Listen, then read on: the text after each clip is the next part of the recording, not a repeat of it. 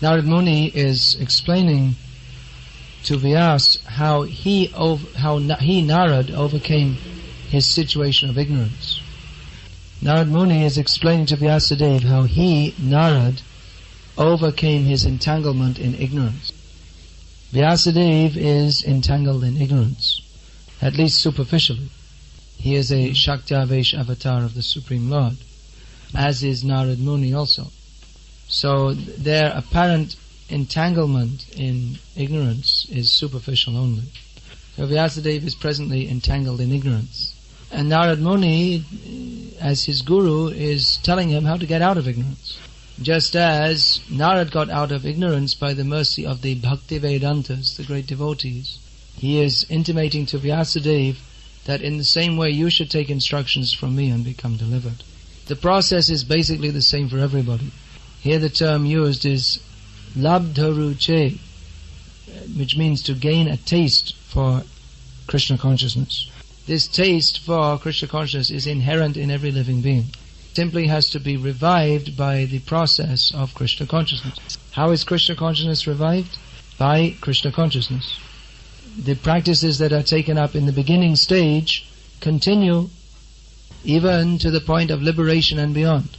When a person takes to Krishna consciousness, he is engaged in hearing and chanting about Krishna, engaging in various services to Krishna, taking prasad offered to Krishna, associating with devotees of Krishna.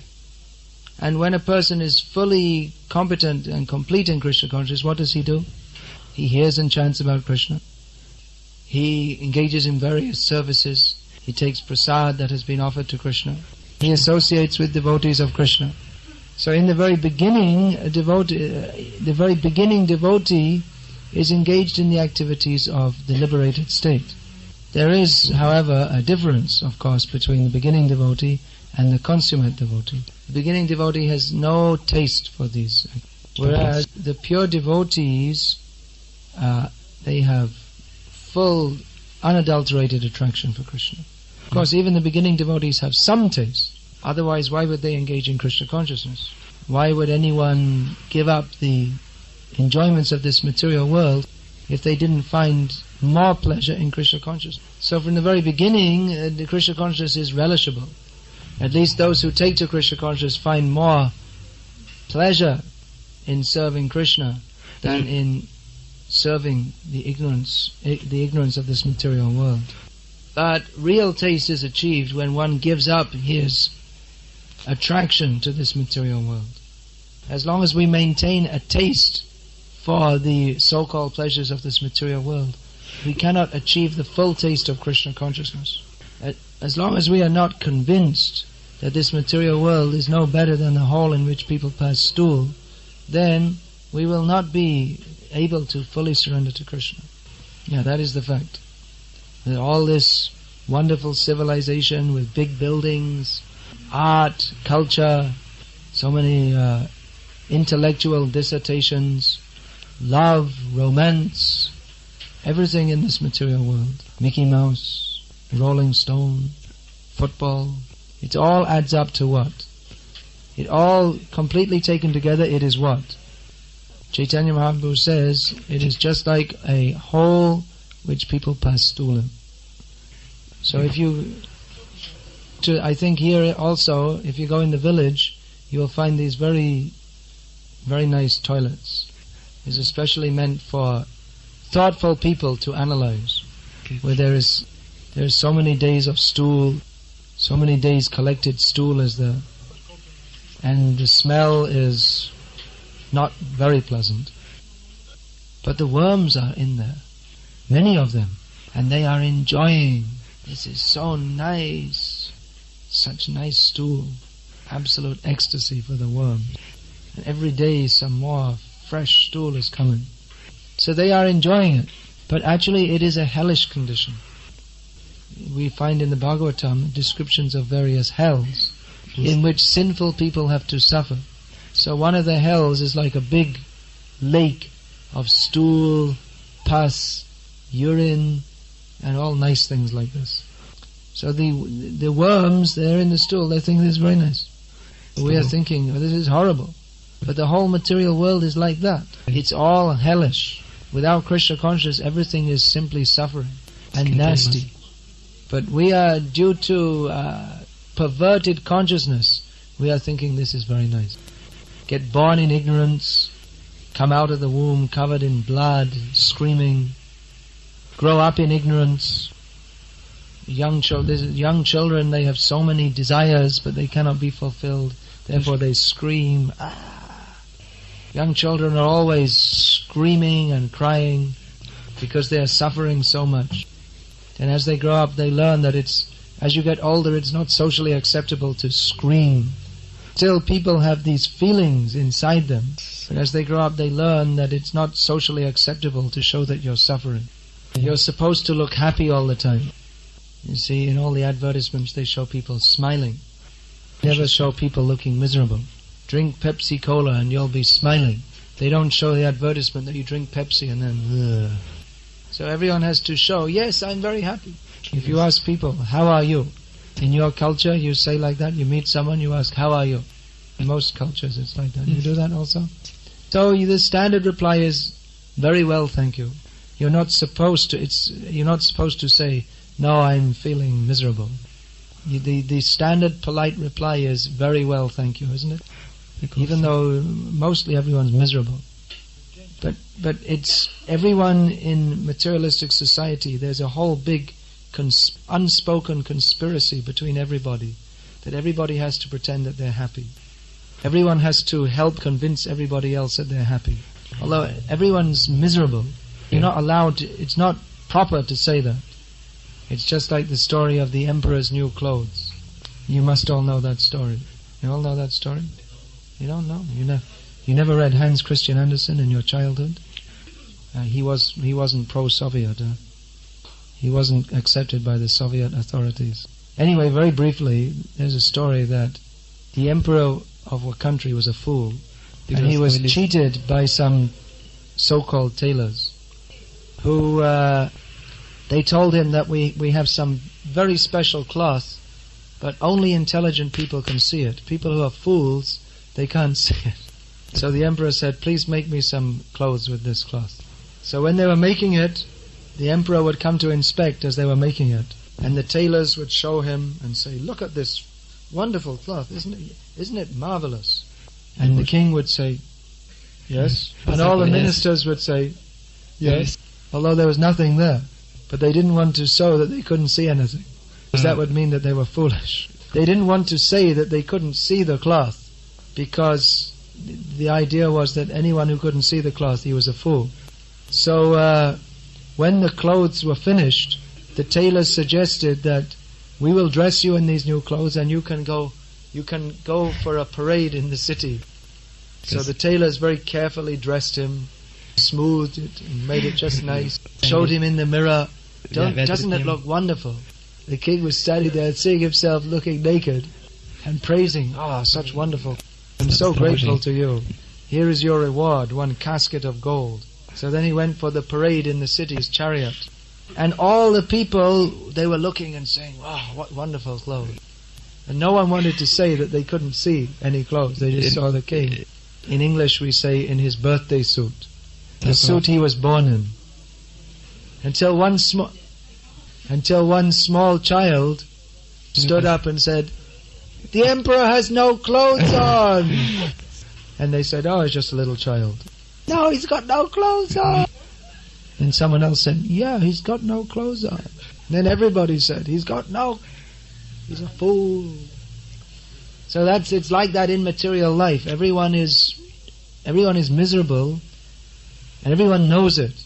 But everyone is just convincing everyone else, yes, I'm happy, life is so wonderful. No one wants to speak the truth, that actually the material life stinks, and you're not happy, and your so-called good job is miserable. People talk, I want to get a good job. Say that here now also. I'll get a good job. What does it mean? You work hard like a donkey and earn some money. Fill your home up with all kind of junk. You buy all different kinds of electronical devices. And you say, you see, now I have a good job, I'm happy. And eat the best food, all nice things like crabs and caviar. You don't know? That's the Russian. It's the Russian favorite. You get from the eggs of the fish. I never had it either. I mean, I had plenty of other bad things, but I didn't have that. And you don't just. Well, if you have a good job, you have money, and then you don't just drink beer, but you drink high-class wine. This is considered high class. That instead of getting drunk and falling on the street by drinking beer, instead you drink champagne and cognac. Very high class. And everyone's miserable. And no one can admit it. Therefore, they become drunk. Why get drunk? Getting drunk is miserable. But if you're so much in ignorance and suffering, you're so much in ignorance and suffering that you think get another kind of more ignorance and more suffering, but at least it's a variety from day to day suffering. Or you take some intoxication. Here I saw some sign when we were driving in Vilnius, narcoticum, stop. But the sign, just putting the sign, they're not going to stop. Because they think this is pleasure. Suicide, so many suicides. So many crazy things going on in the modern world. Because people are not happy. They're so much miserable. But no one will admit it. Even though we see the whole world, there's so much disturbance, we still go on in the same way. We see here in this country the whole communist system collapsed.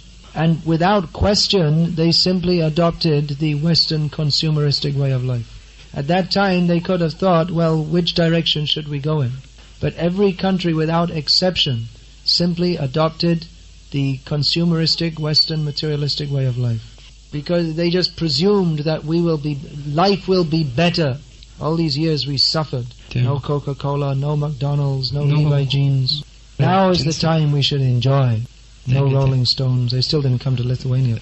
They came to Moscow. Moscow is now blessed. Liberation from the communist system. Now the Rolling Stone. But even they are singing, I can't get no satisfaction. The people think they're getting satisfaction by listening to their songs, but they themselves are singing, I don't get any satisfaction. They're already saying it. Still they're trying to get satisfaction in the same old way. The whole modern civilization, for all its sophistication and advancement, is simply based upon gratifying the senses, which even the dogs and hogs do. Modern civilization means to constantly titillate the senses. Drink some Coca-Cola. Smoke some cigarette. Agitate the taste buds constantly. Eat some Cadbury's chocolate. Chew some gum. Constantly there has to be something on the tongue. And then genital agitation. He's too innocent. He's too pure. He can't understand all these things.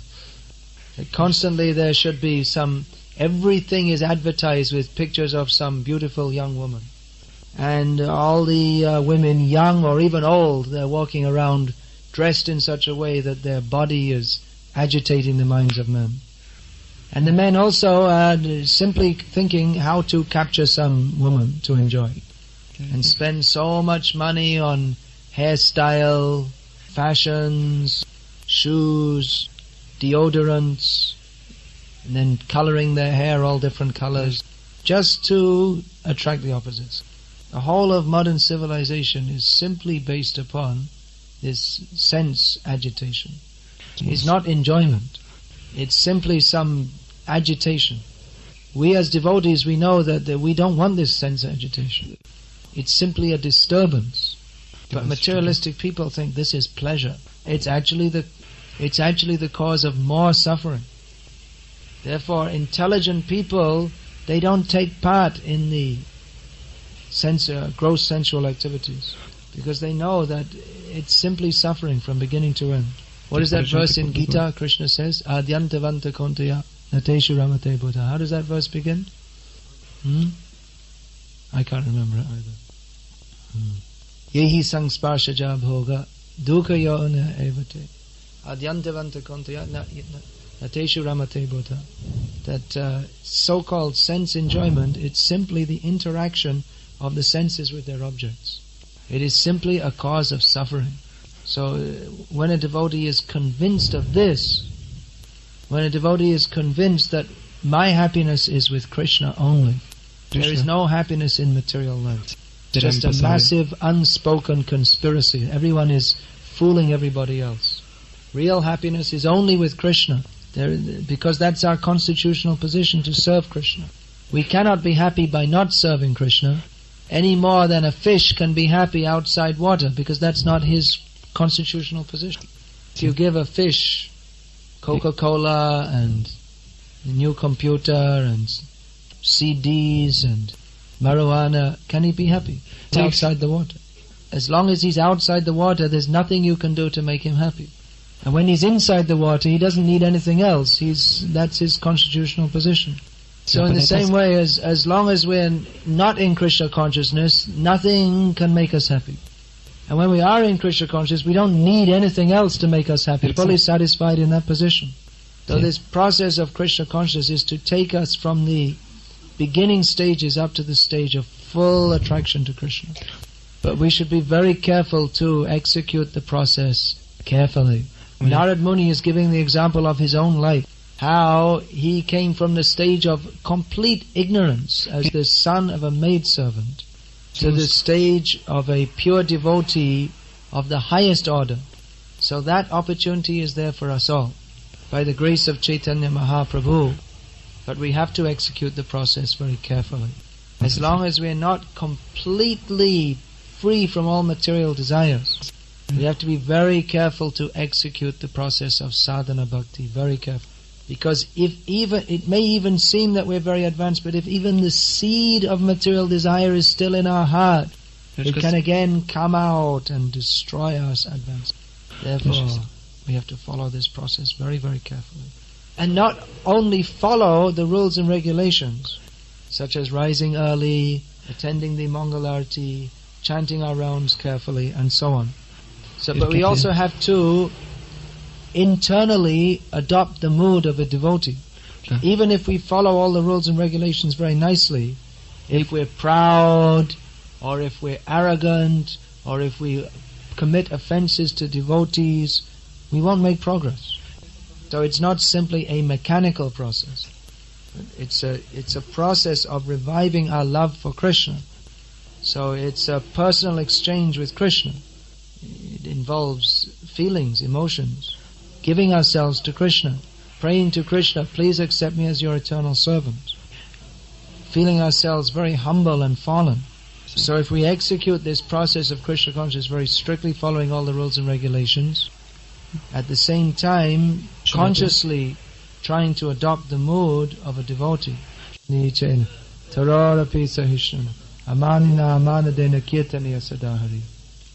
This is the mood of a devotee. How much important. Without this attitude of thinking oneself lowly and fallen, it would be very difficult to actually make any advancement in Krishna consciousness. And if we do develop this mood of humility, then very quickly labdha ruchi, we will be blessed by Krishna with taste for hearing and chanting about Him and serving Him. Hare Krishna. Any question, please? Did everyone hear the question? Well, I don't know what this has got to do with the class, but if there is no other question, I guess I can answer it. Usually we answer questions connected to the class. Well, how can you think of the spiritual master without thinking of Krishna?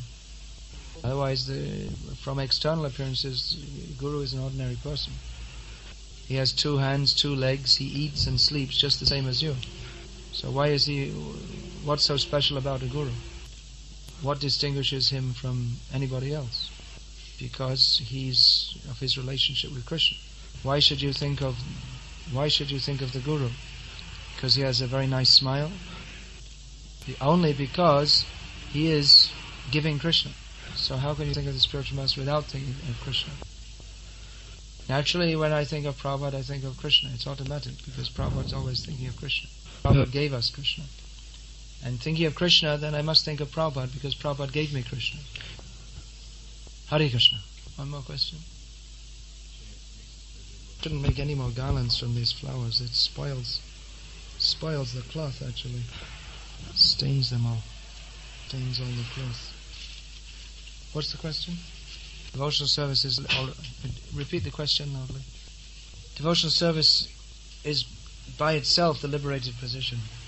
But really we're liberated when we get free from all material desires. Alright, I'm going to finish there for now. I have some books. You don't have to say this because I have some books in English and only people who understand English. I have some books I've written which are in English. As I've taken the trouble of writing them, I'd also like to distribute them. So I have a few books. This is a new one called Glimpses of Traditional Indian Life. And then I have some other ones. I think this one's quite well known, Brahmachari book, Youth of India, and some other books also, My Memories of Srila Prabhupada, etc., etc. Jai Srila Prabhupada. So if anyone would like, please come. Otherwise, that's the end of the class. Hare Krishna.